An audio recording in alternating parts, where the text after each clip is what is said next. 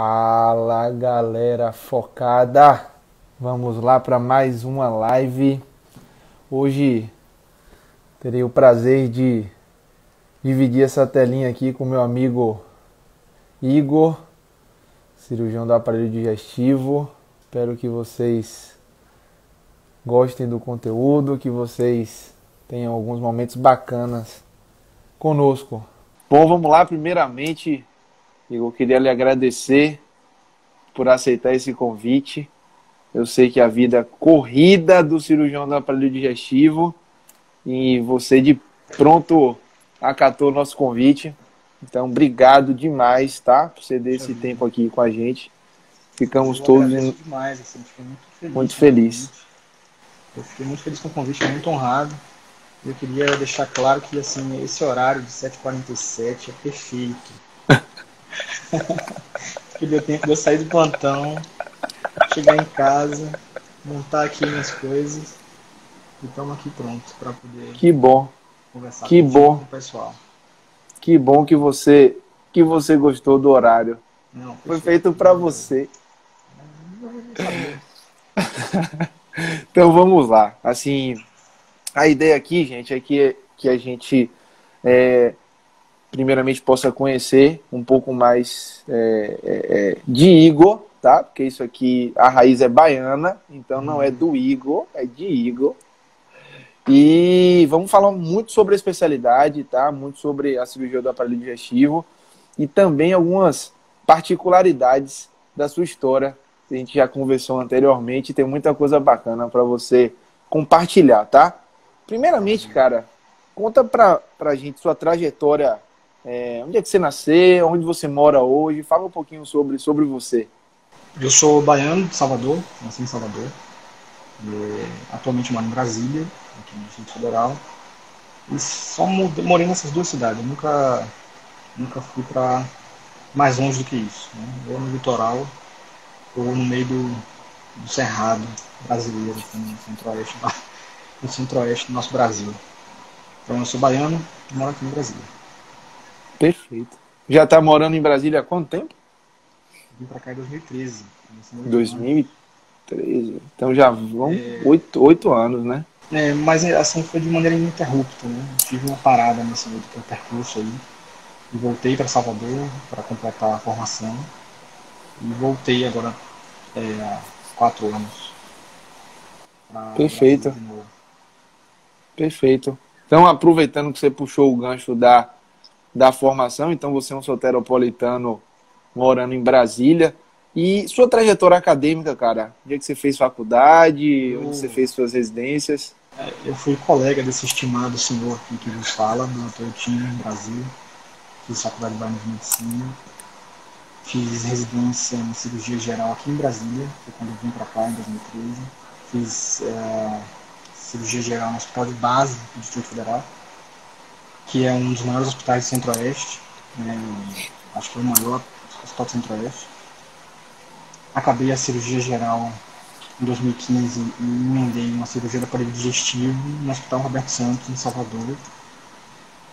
No final da residência do aparelho digestivo, eu fiz um fellow, um observership fellow na Mayo Clinic, na Flórida, que foi muito interessante ter essa experiência.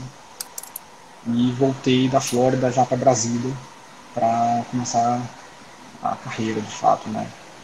Apesar de que eu acho que a carreira começou lá na residência, mas Na faculdade, acho que começa muito antes, né? Com certeza. Perfeito. Então você começou a sua formação em Salvador, na faculdade, foi para Brasília, depois voltou para Salvador, depois voltou para Brasília.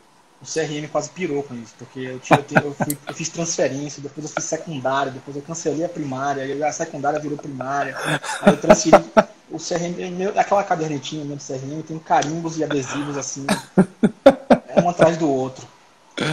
A secretária já estava chateada com você já. Eu mandava o e-mail, eu já estava assim, não é possível esse menino de novo tá se mudando. Lá vai ele novamente, Exatamente. não se decide. Perfeito. Estão pedindo para você falar um pouquinho mais alto. Você está com o microfone ou está com... Eu aumentei o volume. Será que agora melhorou? Eu estou lhe ouvindo bem. Então vamos lá. Cara, por que você decidiu ser cirurgião, meu irmão? Tantas opções, com tantas especialidades, por que cirurgia? É uma pergunta muito boa, assim. Eu sempre quis cirurgia desde o começo da faculdade. Eu acho que aquela máxima assim, do clínico que opera me encantou muito, sabe? As doenças cirúrgicas muito me encantavam, a questão de poder atuar de maneira mais ativa em tratamento de doenças, em poder colocar a mão na massa, né? De, de fato fazer uma coisa com as mãos, talvez, me encantou muito durante a faculdade. O cirurgião, assim, me encantou muito a clínica cirúrgica, sabia? Eu gostava muito de clínica cirúrgica, de tratar doente, de estudar metabólica, aquelas coisas. E aí me encantou mais essa parte de pôr a mão na massa. Então eu acho que o cirurgião, o clínico que opera, sempre foi uma coisa que me encantou demais. Você começou a sua paixão com a possibilidade de associar, né, a clínica com essa coisa da mão na massa, né, da habilidade manual. Exatamente. Exatamente. E é engraçado isso, porque eu acho que eu sou muito, assim, eu gosto muito de coisas manuais, assim, eu fico brincando com minha esposa. Eu acho que eu fui carpinteiro na última vida, assim, porque eu gosto de fazer coisas com madeira, de criar, ela que não deixa, ela disse, não, você não vai fazer armário nenhum aqui em casa, que vai desabar tudo. Mas eu sempre gostei de colocar a mão na massa, assim, de fazer coisas com as mãos. Então acho que foi uma coisa que me encantou demais, assim. Entendi. E veio, assim, quando você decidiu, em algum momento você pensava em mercado de trabalho, em carreira, foi uma decisão muito instintiva do que você se sentiu atraído. Não, eu acho que foi instintivo. Eu não pensei muito em mercado de trabalho. Eu acho que eu me atentei um pouco mais para o mercado de trabalho quando eu estava fazendo cirurgia geral já. Você já estava na Então, residência. eu estava na residência. Na faculdade, eu não pensava muito nessa questão de mercado, porque eu acho que acreditava, não sei se é uma coisa muito romântica, né, de se pensar, mas eu acreditava muito de que se você fosse bom naquilo, se você conseguisse estudar bem, se destacasse, você conseguiria realmente desbravar o mercado de trabalho com mais tranquilidade. Então, assim, eu nunca pensei em mercado de trabalho na faculdade. Eu acho que na residência de cirurgia geral foi que eu atentei para isso. Até porque você Entendi. começa a perceber que daqui a pouco tempo, aqueles colegas podem ser colegas de trabalho, ou colegas até chefes de serviço, e seu chefe, e aqueles staffs, né, aqueles preceptores da residência, também vão ser as pessoas que vão me indicar para um plantão, para um serviço. Então, acaba que na residência foi que eu acabei me atentando para isso. Mas Entendi. antes eu pensava puramente na cirurgia e vamos operar e é isso aí. Seguiu o coração mesmo, assim, Exatamente. puramente. Perfeito. Não se sentiu menos romântico depois que passou a pensar no mercado de trabalho, não, né? Acho que você perde um pouco do romantismo, assim. Você cai na realidade, talvez. É um impacto, mas eu acho que eu acho que foi assim, mais ou menos assim que eu me percebi, né, Durante a residência, né? durante a residência. Me diz uma coisa, eu tentei de tudo, né? Para você ser um cirurgião vascular, não teve jeito. Por que você Eu escolheu o acho aparelho digestivo, que cara? o vascular era a minha segunda opção, juro por Deus. Se eu não fosse encantado pelo aparelho digestivo, eu acho que eu seria cirurgião vascular com certeza. Eu estagiei na faculdade com o pessoal da vascular, a pessoa da angiologia, eu ajudava na cirurgia de varizes. Eu tenho uma prima em Salvador, a Flávia Dória, que ela é cirurgião vascular, ela é minha prima, não sei se você conhece, foi do HGE, eu Conheço. acompanhava ela. Então, assim, a cirurgia vascular era a minha segunda opção. Assim, eu cheguei a considerar por um tempo cirurgia vascular. Cara, mas eu gostava muito de barriga, de tripa, de operar fígado, pâncreas. Eu acho assim que o vascular era muito legal, mas eu queria era meter a mão assim num órgão mais sólido, sabe? Tua atração também, a sua decisão pelo aparelho digestivo também foi manual, né? Você enche a boca quando Talvez. fala barriga, né? Eu acho que sim, mas eu sempre gostei muito da parte do aparelho digestivo do hepatobílio pancreático, né? De fígado, vias biliares e pâncreas. São doenças assim muito traquinas, digamos assim, silenciosas. E, e muito me encantou a parte do pâncreas. Então eu acho que foi uma decisão por isso também que eu quis, um aparelho digestivo. decisões bem me passam muita paixão, cara. Quando você fala, realmente Eu gostava transpira. muito de transplante de fígado, né? Eu cheguei a estagiar no HC, você estava lá na época, você lembra bem. No HC, ele estagiou lá no HC, eu fiquei no transplante, você no vascular. Eu gostava muito da vida do transplante, do transplantador, então acho que aparelho digestivo sempre foi assim minha primeira opção. Né? No Perfeito. vascular rodou também na minha cabeça, como plano B. Namorou. Um flerte. Um flerte. Perfeito, perfeito. E assim, na sua escolha, né, para definir o local que você ia fazer a residência, o que é que você colocou assim na balança? O que é que você contou para tomar a sua decisão? Por decidir aparelho digestivo, né? Depois de tomar a decisão, qual foi as coisas que você considerou para decidir aonde você ia fazer? Eu acho que são coisas. O que eu considerei, né? Eu ia dizer que é uma coisa muito pessoal, mas você perguntou para mim, né? Do que eu considerei. Então, assim, eu considerei a localidade, eu não queria sair muito do circuito São Paulo, Brasília, Salvador. Eu acho que era o máximo mais longe que eu queria chegar. Considerei o serviço em si, né? Se era um serviço renomado, que tinha boas referências. Não me preocupei muito se era um serviço que você metia a mão, se você não metia a mão, se era muito teórico, se operava ou não operava. Eu acho que o nome do serviço, o peso do serviço era mais importante, talvez. Eu acho que foram essas duas coisas principais, né? A localização geográfica e a importância do serviço, né? Você criou um circuito aí que eu nunca ouvi falar, que foi o circuito Salvador, São Paulo, Brasília, né? Foi onde eu prestei prova. Uma do lado da outra, né? Coladinhas as três. Brasília, deixa eu falar bem da minha cidade aqui. Brasília é uma cidade que é Sua central, cidade é Salvador, peraí. Onde eu nasci. Brasília é muito central, 1h30, 1 hora de voo, você está em qualquer lugar do país, assim, nas principais capitais. Então, eu vim para Brasília para fazer geral por conta da minha esposa, né, que é daqui, mora aqui, era um serviço bom, renomado, né, o Hospital de Base é bem famoso aqui no Centro-Oeste, é um bom serviço, e eu optei vir para cá por conta da minha esposa. Então, eu não queria ficar muito longe dela, né? Então era Salvador, São Paulo, Brasília. Entendi. Então, o que pesou para eu escolher esse circuito foi isso. E a minha prima, que eu mais amo também, mora em Brasília. Então, assim, nesse processo de decisão profissional, né? Claramente você foi movido por uma questão pessoal, familiar. Com certeza. Né? Com certeza. Com certeza. E isso acho que tem que pesar, sim, assim, na escolha, né? Pelo menos para mim, eu acredito. Você pode pensar somente no profissional, mas a que custo, né? A que sacrifício você deseja fazer para atingir esse objetivo profissional? E eu acho que existem muitos caminhos que você pode traçar para chegar naquele mesmo objetivo profissional. Não necessariamente você precisa fazer, sei lá, vou chutar aqui, USP, São Paulo, HC, sei lá, liga um serviço bom de vascular aí. Você não precisa estar no top para chegar no top.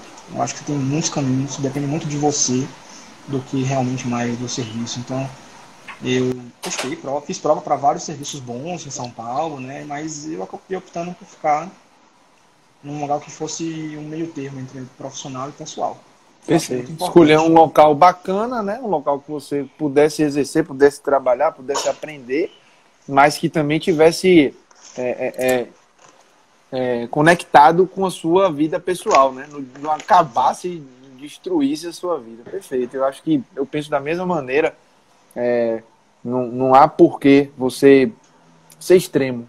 Eu acho que a ideia é exatamente que você possa ser equilibrado nas suas decisões, e nesse processo de decisão, da escolha do local, da residência, sem sombra de dúvidas, a questão pessoal ela é relevante. Né? Um residente motivado, um residente feliz, um residente empolgado vai ser um bom residente.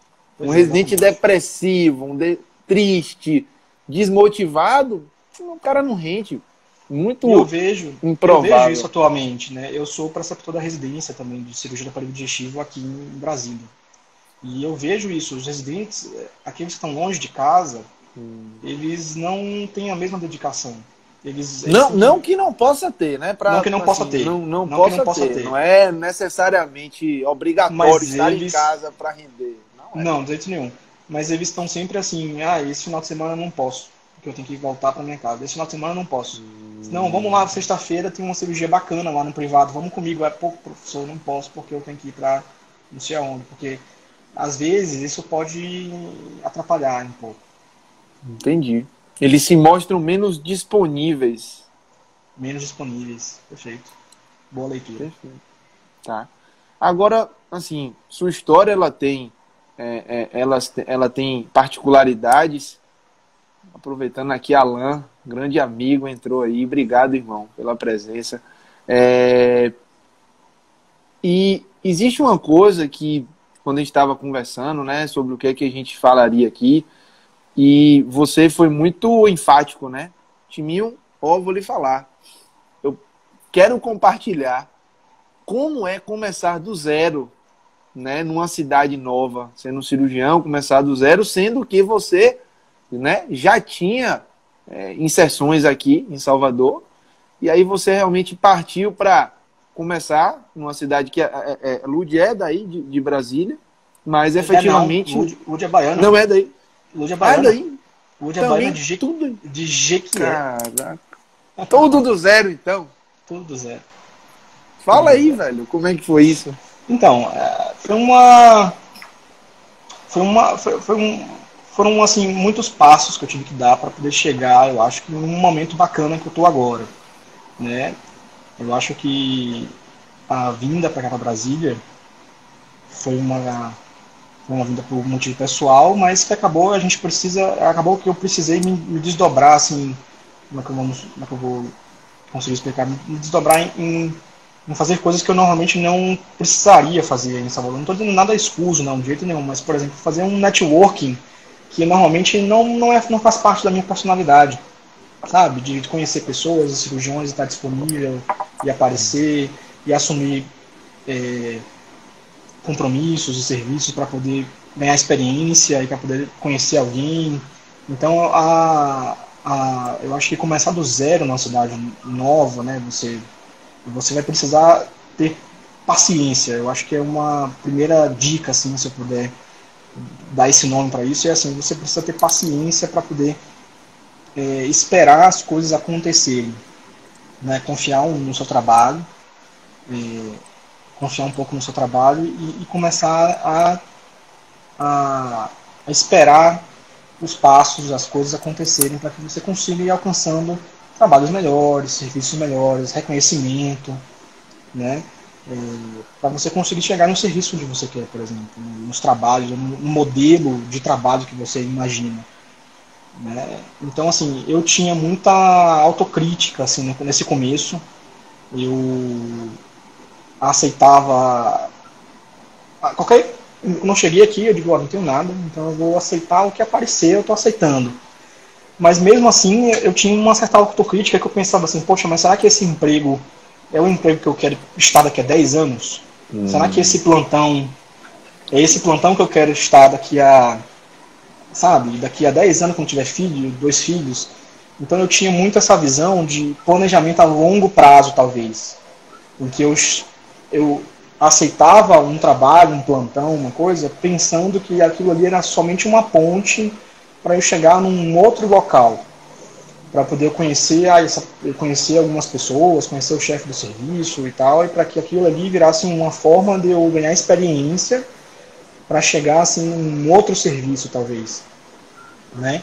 E sempre refletindo, né, se aquele serviço era realmente o serviço talvez definitivo que eu queria estar. Então eu saltei aqui em Brasília por vários grupos de cirurgia e por vários hospitais. Eu tive muita experiência nesse sentido, assim. Eu montei grupo para responder, como é que chama em Salvador? Interconsulta. Aqui é parecer. A gente respondia parecer nos hospitais num hospital específico, a gente montou o grupo junto com uma clínica de cirurgia oncológica, então a gente estava inserido no aparelho digestivo na parte oncológica. E aí, depois de 6 meses, eu vi assim, caraca, isso aqui não tá legal. Eu vou cair fora. Eu vou voltar a dar plantão, mas eu não vou associar meu nome a esse grupo. E aí, dei um passo para trás. Então, eu tive muitos percalços. Assim, eu tive acertos, mas eu tive erros também. Eu achava, assim, que eu podia se livrar de algumas coisas que eu não queria mais, mas que eu acabei precisando dar um passo para trás porque aquela decisão que eu tive não foi boa. Então saber reconhecer eu acho que essa visão de, pô, isso aqui não tá legal, dar um passo para trás até não sei se é uma questão de humildade, mas é uma questão assim de visão de futuro, é dar um passo para trás, porque daqui a 10 anos eu não quero estar com esse pessoal. Então eu montei serviço de emergência, eu montei e saí, eu montei, larguei lá e fui para outro lugar, eu montei grupo para responder esse parecer em hospital. Eu tive uma certa vivência aqui nesses poucos 8 anos que eu estou aqui. Acho que foi o que me conseguiu trilhar caminhos ruins e bons, e mais acertos do que erros, talvez, e chegar onde é que eu estou hoje. Atualmente eu trabalho em 3 hospitais apenas. Eu não. Em 3 serviços, né, vamos dizer assim. Eu trabalho no serviço público, no hospital de base do Distrito Federal, onde eu fiz residência, eu voltei para lá. Eu sou concursado há 5 anos na Secretaria de Saúde, sou lotado lá no hospital de base, onde eu fiz residência. Eu trabalho na rede DASA, que é o dono do Hospital Brasília, da Maternidade Brasília, e do Hospital Brasília Unidade Águas Claras, né? São 2 hospitais e uma maternidade que a gente dá suporte. E eu trabalho na rede do Sírio-Libanês, aqui em Brasília, faço parte da equipe da retaguarda. No Sírio-Libanês, mas isso tem pouco tempo. Né? Inclusive eu estou de sobreaviso lá no Sírio-Libanês agora. Se parar a live aqui, porque alguém está me ligando. Né?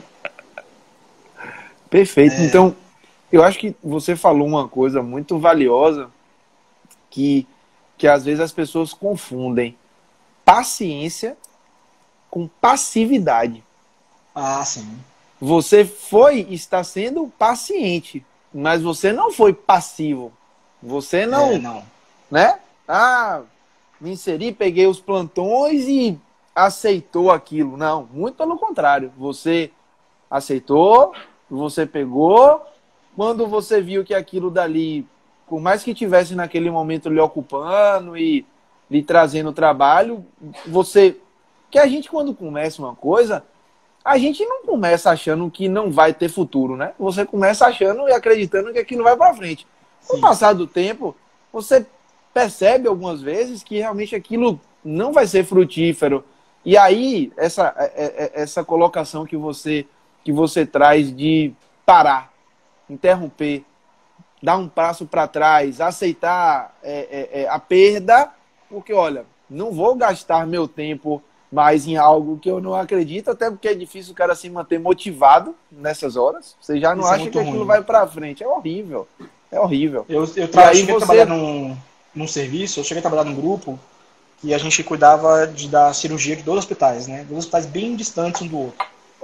E eu despendia 60 horas semanais para eles. Era a minha carga horária para eles de sobreaviso. Eu despendia 60 horas semanais, era quase uma residência. Sobrava nada na semana, pô. Era quase uma residência. E aí, eu acabei percebendo, depois de um tempo, que eu não ia crescer mais naquele grupo. Aquilo ali era meu limite. Eu não ia chegar mais para lugar nenhum, eu não ia conseguir aprender coisas novas, eu não ia conseguir aumentar meu leque de serviço que eu poderia oferecer para os pacientes. E eu acabei... a minha esposa insistiu muito para eu poder sair do grupo, porque ela estava vendo que eu não estava motivado, estava cansado o tempo inteiro, não estava tendo tempo para minha família. E aí ela... Vambora, eu prefiro que você volte a dar plantão do que você... E aí eu dei um passo para trás e saí dos grupos para poder recomeçar. Recomeçar. Foi foi um baque financeiro, né? Porque 60 horas semanais rendia um valor bom, substancial, Sim, assim, sim, né?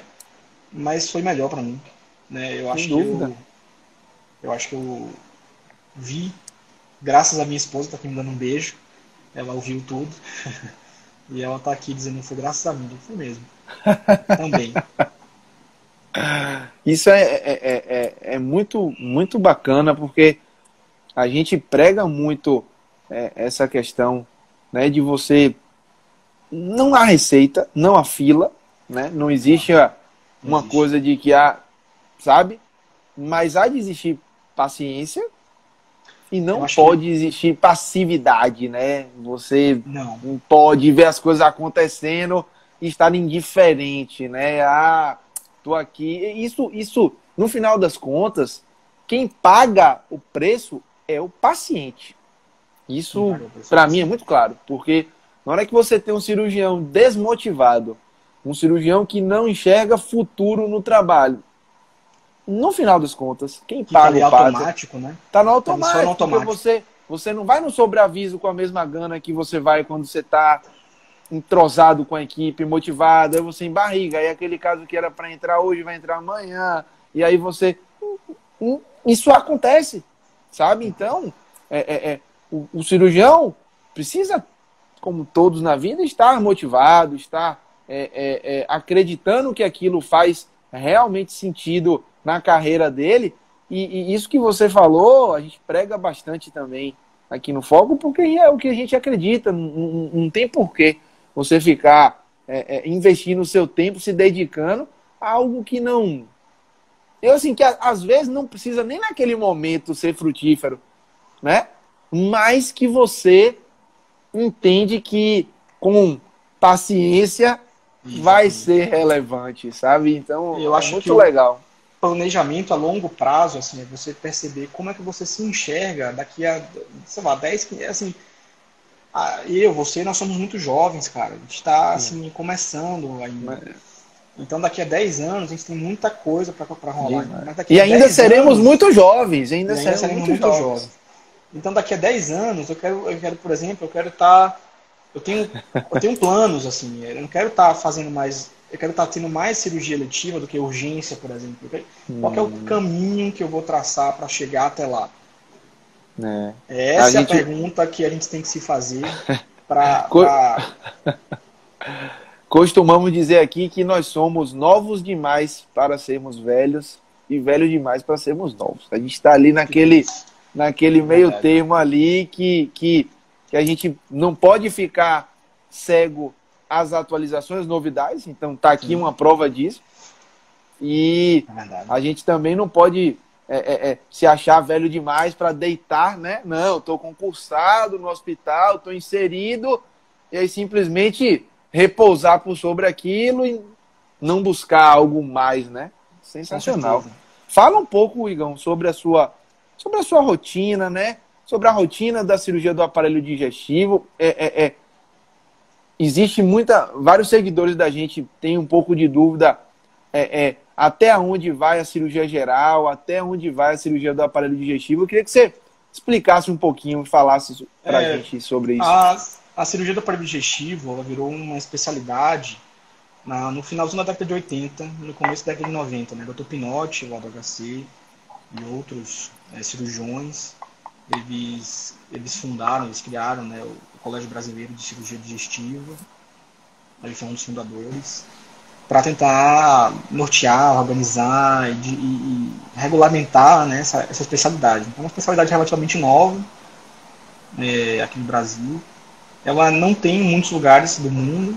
Né? A cirurgia do aparelho digestivo é quase, por exemplo, nos Estados Unidos ela não existe, por conta da diferença na nossa formação. Né? O cirurgião geral aqui no Brasil, ele se forma, ele ganha o título, né, o direito de operar com 2 anos de formação. Agora 3, né? Mudou recentemente, agora esse ano mudou para 3 anos.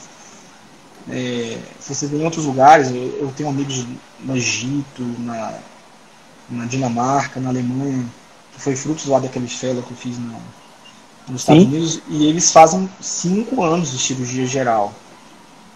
Os americanos fazem 4 anos de cirurgia geral.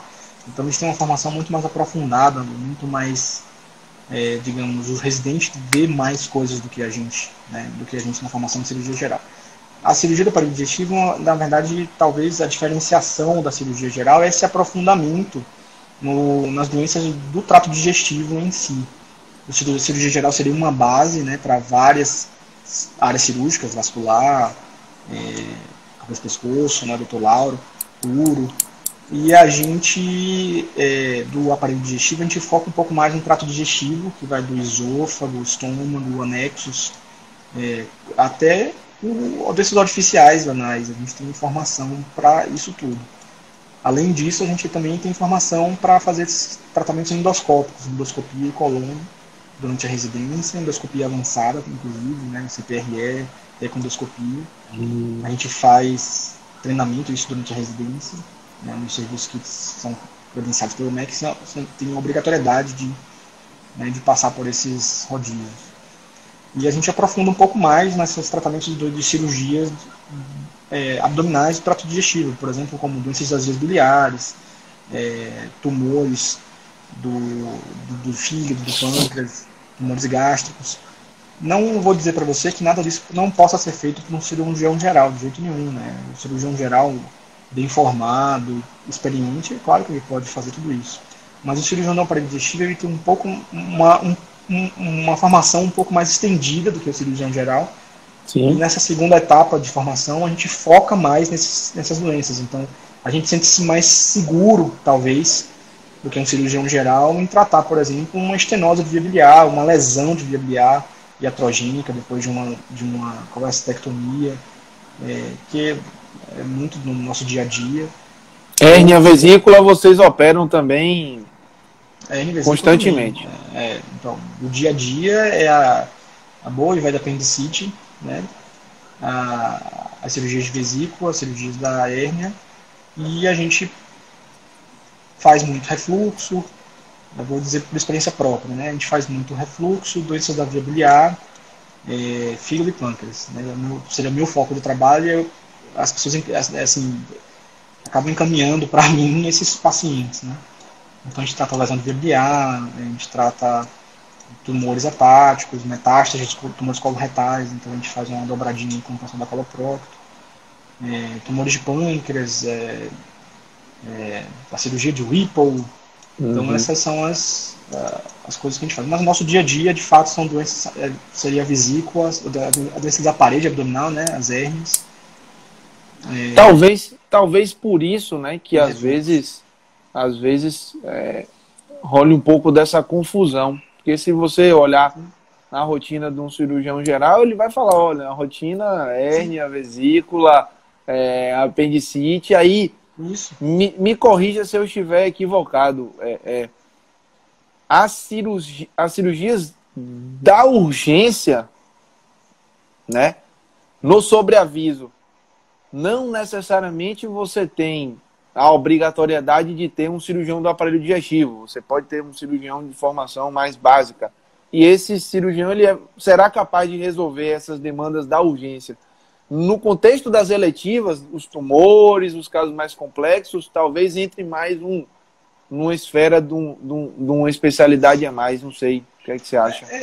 Depende do nível de exigência do hospital onde você trabalha. Por exemplo, eu trabalho num hospital, nos 2 hospitais que eu trabalho privados, nós somos uma equipe somente de cirurgião do aparelho digestivo.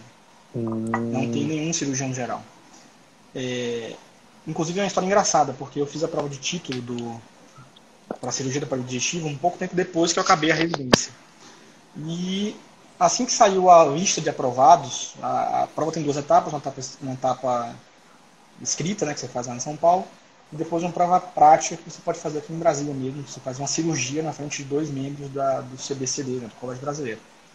E assim que saiu a lista de aprovados da primeira etapa, eu recebi uma ligação, tipo, uns 3, 4 dias depois. Eu achei que o título não ia servir para nada. Eu fiz só para fazer, só para pendurar o título assim na parede. Aí assim que eu acabei de fazer a prova de título, me liga meu atual chefe, Dr. Arnaldo. Oi, Igor, tudo bom? Meu nome é Arnaldo. E eu, tudo bem? Eu estou montando uma equipe aqui para trabalhar no Hospital Brasília e eu vi que você foi aprovado na prova de título de cirurgia do aparelho digestivo. Estou precisando de gente com seu perfil. Você não quer trabalhar com a gente? Mentira, cara! E assim começou a Que minha história no Hospital Brasil. caraca! Isso Eu recebi quebra uma ligação. paradigma. Pois é. Porque veja que até você, quando fez a prova de título, você não acreditava que ela pudesse ter tamanha relevância Não, prática na sua não, rotina. não. E aí a gente montou, ele montou, foi um dos primeiros a ser chamados, a gente montou e convidamos outros cirurgiões do aparelho digestivo. Então a equipe é formada só de cirurgião do aparelho digestivo, porque é um hospital que tem um perfil um pouco mais complexo. Sim. Assim, é um hospital muito tradicional aqui, num bairro nobre, e que o perfil é de pacientes idosos, né, multicomorbidades, com várias doenças, muitos pacientes oncológicos. A gente dá um suporte muito grande a várias clínicas de oncologia da cidade que internam pacientes lá, então nas urgências normalmente somos nós que assumimos. Então é um hospital que tem um perfil diferenciado, então precisava de uma equipe que tivesse um Entendi. pouco mais de experiência para isso. Mas a gente tem serviços aqui em Brasília que tem formado por cirurgiões do aparelho Sim, digestivo, cirurgiões gerais e cirurgiões que fizeram cirurgia geral avançada, por exemplo, né, que é uma outra área de atuação da cirurgia geral. E funciona muito bem, de jeito nenhum a gente está dizendo que o nosso serviço é melhor, pior, de jeito não, nenhum. entendo, entendi, A gente tem outros entendi. serviços que tem sim, mas assim, nós somos 10, 9, somos 9 cirurgiões, e todos somos cirurgiões do aparelho digestivo, né, que a gente acaba uniformizando muito mais o cuidado com o doente, o tratamento, trabalhamos muito bem em equipe, uma equipe muito unida.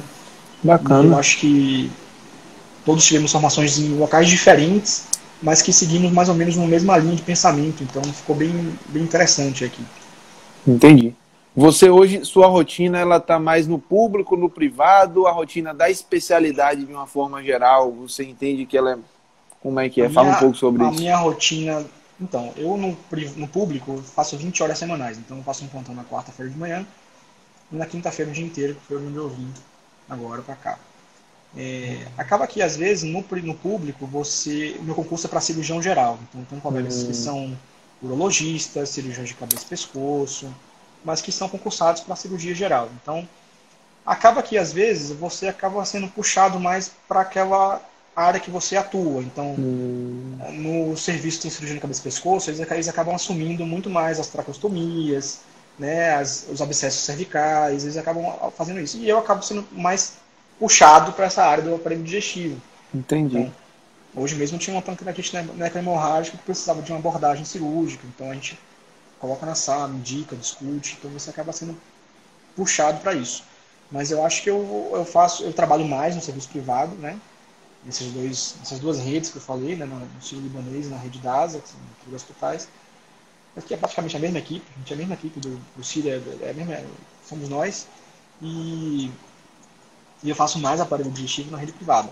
Né? Assim, de fato, são onde os pacientes chegam, os pacientes que precisam de cirurgia mais complexa. No público, a gente acaba fazendo muita urgência, né? Eu tenho um horáriozinho de cirurgia eletiva no serviço público, mas são coisas mais básicas, vesícula, uma hérnia, mas que são assim, nunca é tranquilo, né? Porque é uma vesícula num paciente obeso, num paciente Vasculopata. transplantado renal, usando tacrolimo, sabe? Nunca é simples. Me iludo dizendo que é só uma visita, mas nunca é. Lá no serviço público é sensacional. Onde você aprende muita coisa e vê de tudo. Né?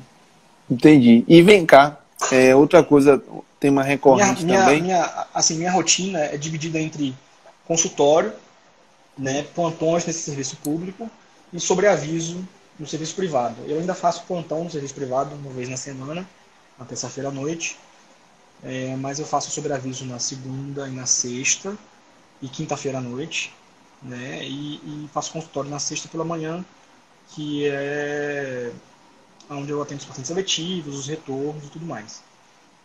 E terça-feira eu fico com o dia livre, que eu fico em Você, casa. você consegue identificar, por exemplo, se na cirurgia do aparelho digestivo a questão do plantão, a questão do sobreaviso, ela é inerente para o resto de sua vida ou há uma curva, há uma fase? Qual a sua leitura sobre isso?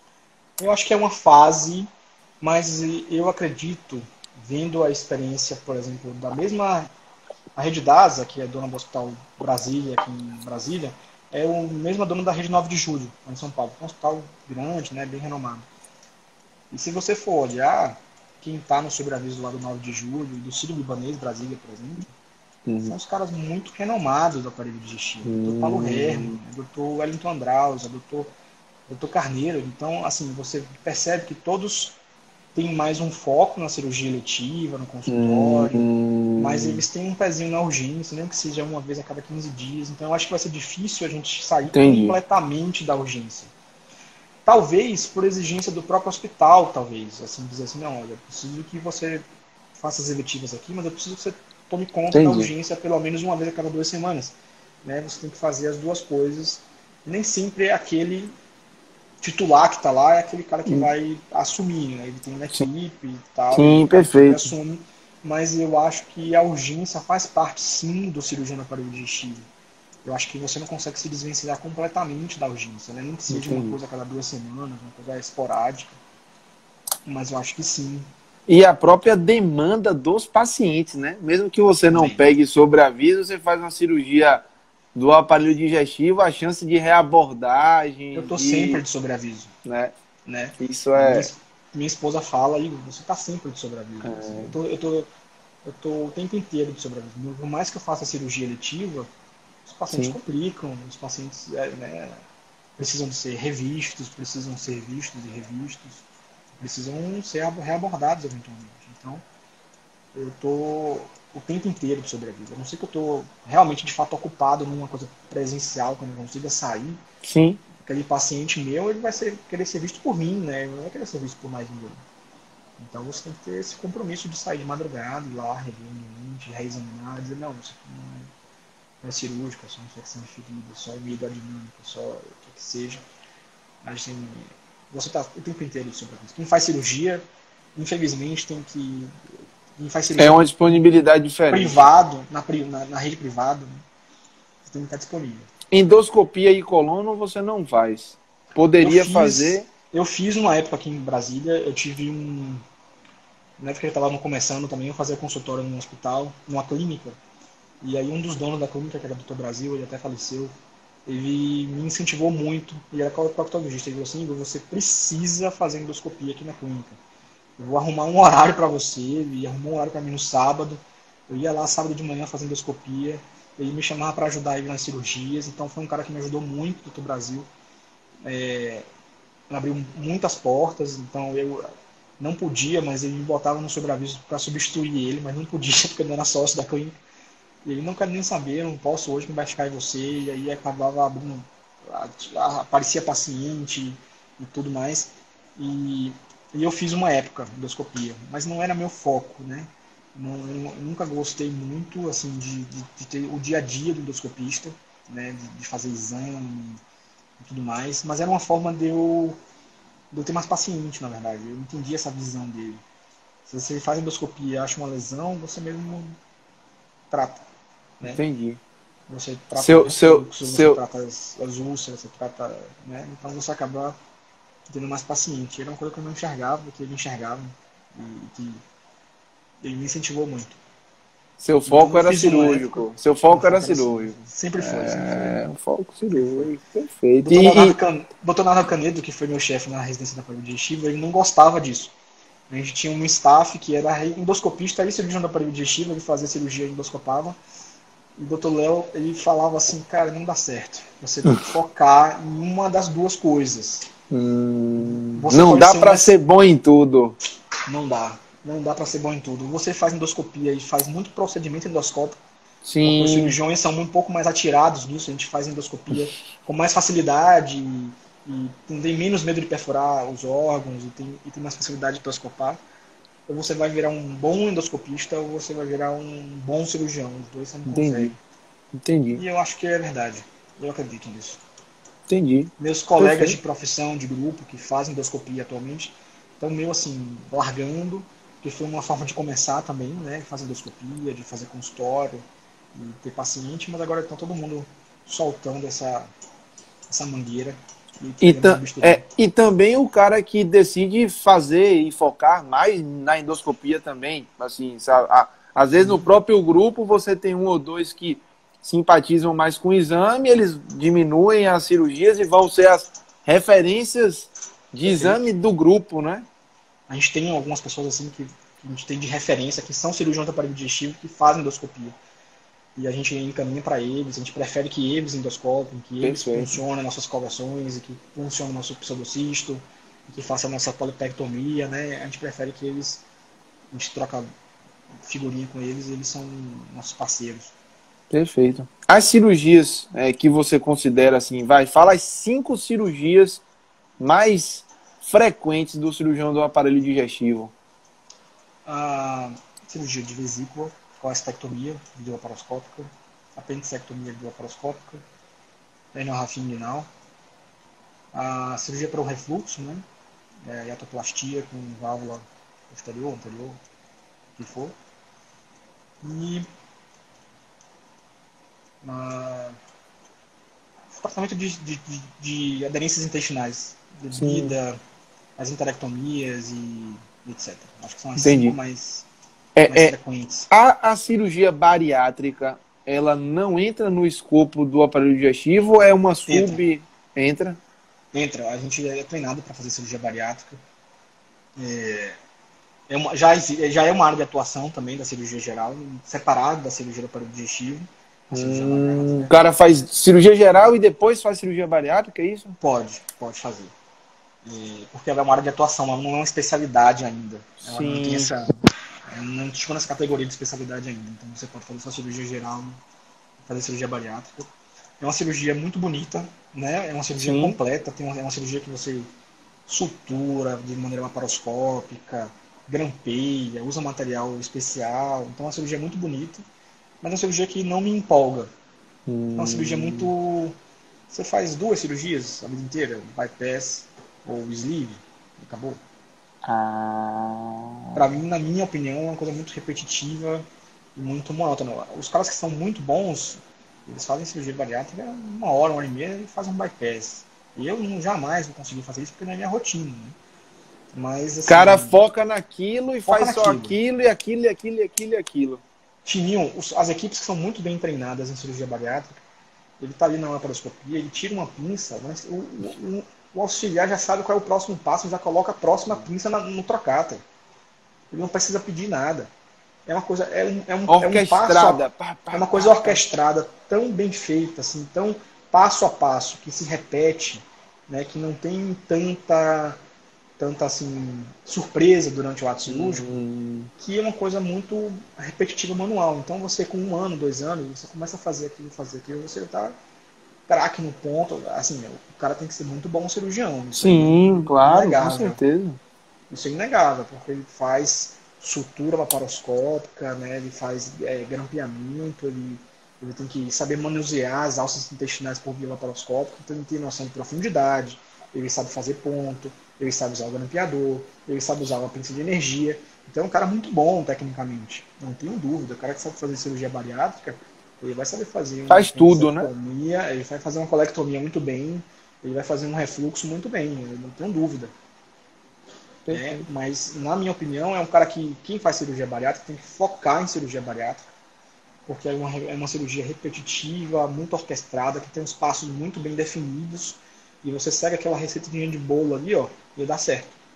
Então, e o cara, e ao meu ver também, você tem que estar inserido num serviço focado naquilo. Não é um paciente que você vai abraçar no consultório sozinho, sem um psicólogo, sem um acompanhamento do endócrino, não é? É uma clínica multiprofissional, que você tem que ter lá perto de você um psicólogo, um endócrino, um cardiologista, o pneumo. Esses gordinhos têm sempre a apneia do sono, né? Você tem que ter uma equipe tem que ter um esquema, e é uma coisa complexa.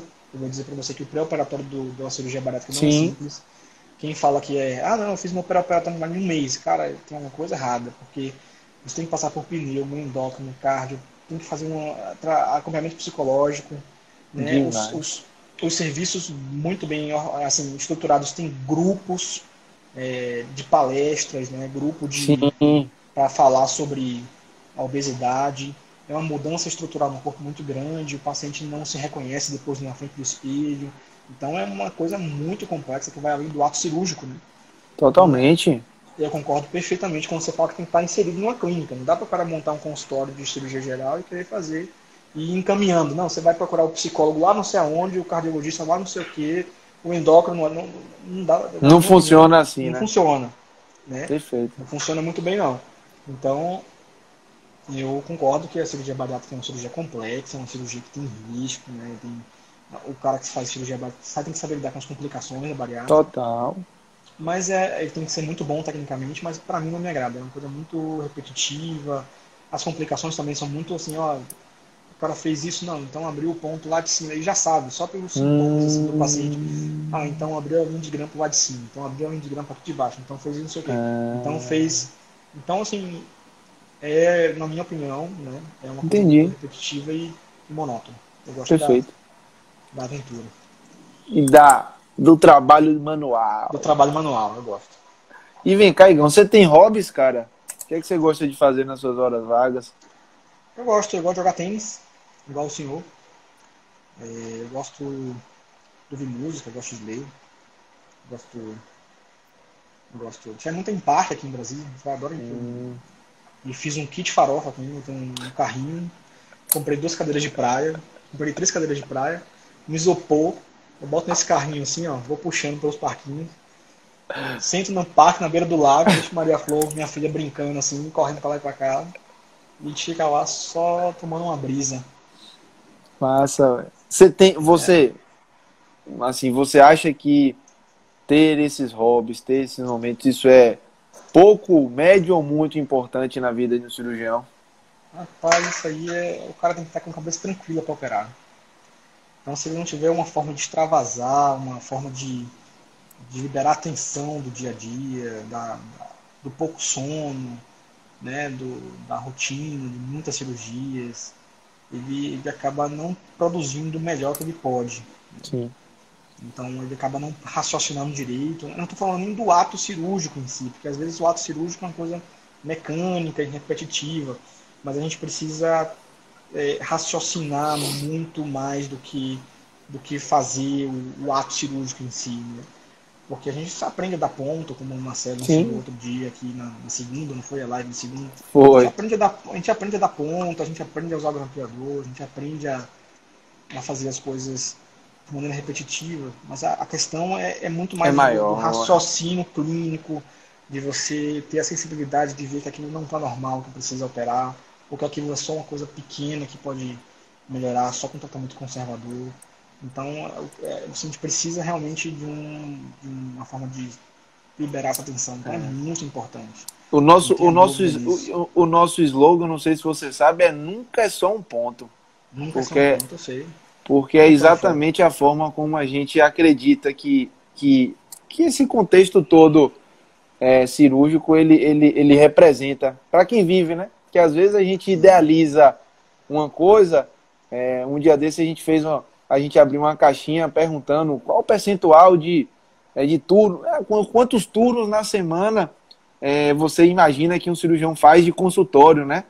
E algumas pessoas responderam nenhum e tal. E aí você vê assim como às vezes, né, é um pouco desconectada a imaginação do que é ser cirurgião, a ideia do que efetivamente a prática, né? Então, assim, você vê, não tem como o cirurgião não fazer consultório, não tem Não tem como o como. cirurgião achar que é só dar ponto, né? Lá Não tem você como. cirurgião. Claro que existe a questão da habilidade manual, como você várias vezes pontuou como gancho, né, para sua tomada de decisão, mas em nenhum momento foi só aquilo, Não sabe? foi.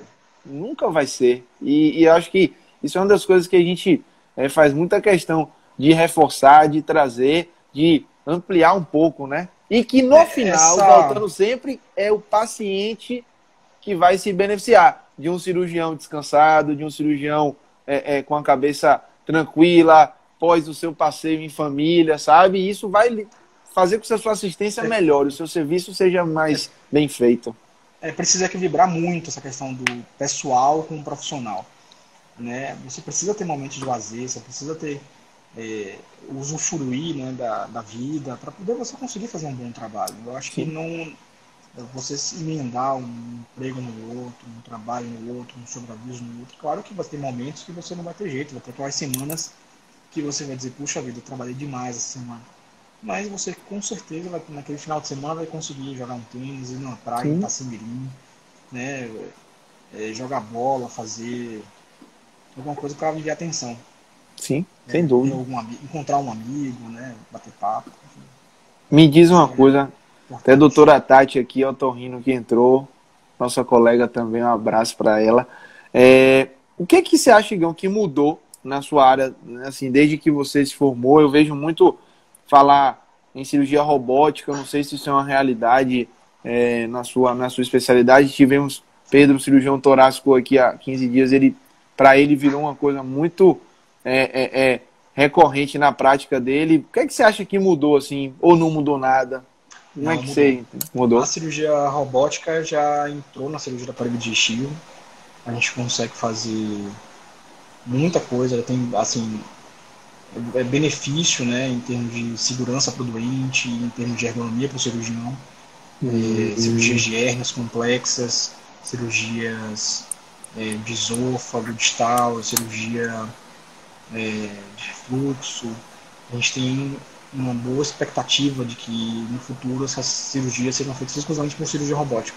Inclusive as urgências, né? Hérnias encarceradas. A gente tem hérnias da parede ventral que a gente consegue fazer hoje em dia com cirurgia robótica de forma minimamente invasiva, né? Com melhor benefício para o doente, menos tempo de internação, menor uso de analgésico opioide no pós-operatório, menor tempo de internação.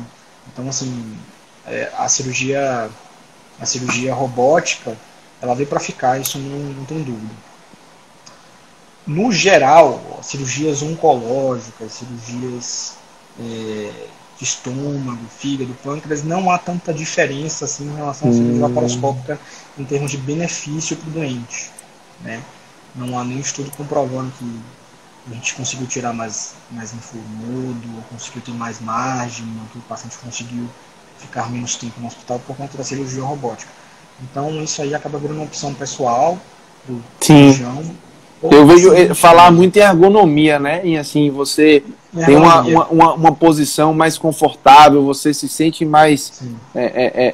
uma posição mais Você opera adequada do sentado, né? que. Você opera sentado e com os braços apoiados e com o ombro relaxado. Então você acaba tendo mais tolerância para cirurgias mais longas, né? Ótimo, Uma perfeito. cirurgia de pâncreas, um pâncreas distal não, um pâncreas distal em 2 horas e meia a gente faz, mas uma Whipple, por exemplo, uma abdominopancreatectomia, que uma cirurgia aberta a gente faz em 4 horas e meia, 5 horas, por vídeo ela já aumenta o tempo para 6 a 8 horas por vídeo. Hum, Robô seria a mesma coisa, né? entendi. Então você ficar 8 horas operando por vídeo laparoscopia em pé é muito Ah, pior em relação à cirurgia robótica, né? entendi. Então a cirurgia robótica você acaba ficando sentado, acaba fazendo, tem uma ergonomia muito melhor. Então isso daí realmente há benefício, né, para o cirurgião. E o cirurgião operando mais descansado, onde opera numa posição melhor, por consequência ele acaba operando de maneira mais fácil, né, mais, mais eficiente. Então, Perfeito. assim, a Massa. cirurgia robótica veio para ficar. Eu estou fazendo treinamento de cirurgia robótica já, comecei no treinamento na rede da ASA. Eles têm um simulador e tem uns robôs aqui no Brasil. Eu faço treinamento. É um caminho longo, dessa vez eu devem ter falado um pouco sobre isso. Você tem que fazer um treinamento primeiro no Sim, simulador, algumas horas, depois você vai para um service, que é o treinamento no robô, mas com um artefato, uma coisa de verdade, mas não é o paciente. Você sim. faz algumas horas naquilo. E aí sim você vai começar a fazer suas cirurgias robóticas supervisionadas por um proctor, um preceptor, digamos assim, que vai te observar por pelo menos 10 cirurgias para dizer que você está liberado para operar sozinho. Então a gente está trilhando esse caminho já. A equipe da gente Perfeito. está fazendo. O hospital está custeando nossa certificação, então é uma coisa Bom muito boa. demais. Pois é, estou fazendo de graça. Maravilha. Estou fazendo de graça. Vamos lá, assim, nosso horário está finalizando. A gente começou 1 hora aqui. Ave Tempo Maria, é voou, mesmo. velho. Para finalizar, cara, Conte aí. a gente tem, assim, a maioria do nosso público são estudantes. O que é que você hoje, o Igor de hoje, tá claro e óbvio para você? O que é que você falaria para aquele Igor lá da faculdade, que hoje está muito claro e muito óbvio, e naquela época provavelmente você não sabia? O que é que você voltaria lá? Nós faremos 10 anos de formado, né, em alguns meses. O que é que você falaria para aquele Igor lá de Lauro de Freitas? Qual Boa conselho pergunta. você daria para ele? Eu acho que, assim, eu acho que eu daria para um conselho, assim, de não ter medo, não ter medo de errar, não ter medo de acertar, de ser um pouco mais, ser menos passivo, né, como a gente já conversou aqui. De se jogar, de tentar, de explorar possibilidades, de ser mais ambicioso, talvez, em tentar. Não é que você não possa recusar nenhum trabalho, nenhum emprego, nenhum serviço, mas que você possa tirar o proveito, o melhor daquilo, né? Por pior que seja aquele trabalho. Eu já trabalhei em vários lugares, assim, desde hospitais muito, muito, muito pequenos que assim eram um SUS Plus, até agora, atualmente, em hospitais muito grandes. Mas assim, a gente sempre tira uma vantagem daquilo. O que é que eu tirei daquilo ali? Eu negociei com alguns convênios, então eu aprendi mais ou menos como é que funciona o jogo de negociação entre empresa e convênio. Então foi muito bom para mim. Então, assim, aproveite e sempre tire o melhor daquelas coisas que você vive, né? Que você Não experiencia. negligencie nada, Não, né? não negligencie nada, porque dali você pode tirar alguma coisa que pode te servir mais na frente. Então, o que eu diria para mim, que ligo lá de trás, é assim: viva as experiências e sempre aproveite e tire o melhor. Perfeito. Não, não tenha medo de explorar suas opções e não tenha medo de errar, de chegar e dizer assim: não, eu vou nesse serviço, mas errei, foi ruim, né? Vou precisar realmente dar um passo para trás. Não tenha medo de dar um passo para trás, não. E voltar Excelente dica. atrás. Não ter medo, eu acho que é assim uma das maiores dicas da vida, e realmente aproveitar e não negligenciar o que você está vivendo naquele momento. Perfeito. Sensacional. Eu acho que o Igor de lá de trás, sem dúvida nenhuma, gostaria de ouvir isso. Acho que sim. Eu acho. Eu acho que sim. Assim, confia, vai fazendo seu trabalho aí, confia Vai que dá nele, certo. vai que dá certo, exatamente, vai. Sensacional. Meu irmão, sem palavras para agradecer, tá? Que é Muito isso. obrigado pela sua atenção, pelo seu carinho, pela sua disponibilidade. É, Foi um prazer eu enorme. realmente fiquei muito feliz. Cara, passou uma hora que eu nem vi. Foi rapidinho mesmo, foi bom. Foi muito rápido. Então espero que todos tenham gostado. Se alguém Em nome quiser de todos nós. mandar mensagem, perguntar alguma coisa, se tiver algum estudante que esteja interessado em conhecer um pouco mais da especialidade, quiser trocar uma ideia, estou Ótimo. à disposição. E espero que tenha sido proveitoso para você, como foi para mim. Eu Espero acho. que tenha sido bacana, tá? O Foco é uma iniciativa jovem, nós somos R1s da internet, mas temos muita convicção e acreditamos no nosso trabalho, e que chegaremos a alcance de muitas pessoas e poderemos trazer um pouquinho, aproximar tanta coisa como foi dita hoje aqui, a realidade, para as pessoas que ainda não tiveram essa oportunidade de conviver com tudo isso. E você, sem dúvida, hoje deu um show, aproximou Valeu. demais. Obrigado, viu, Obrigado. meu irmão? Eu que Obrigado. agradeço, foi muito bom. Tamo junto. A plateia foi ótima aí, minhas primas, minha mãe, minha sogra, mandando mensagem, muito bacana. Foi muito bom. Obrigado. Obrigado a todos. Uma boa noite a todo mundo. Fiquem Tchau, com boa Deus noite. e até a próxima.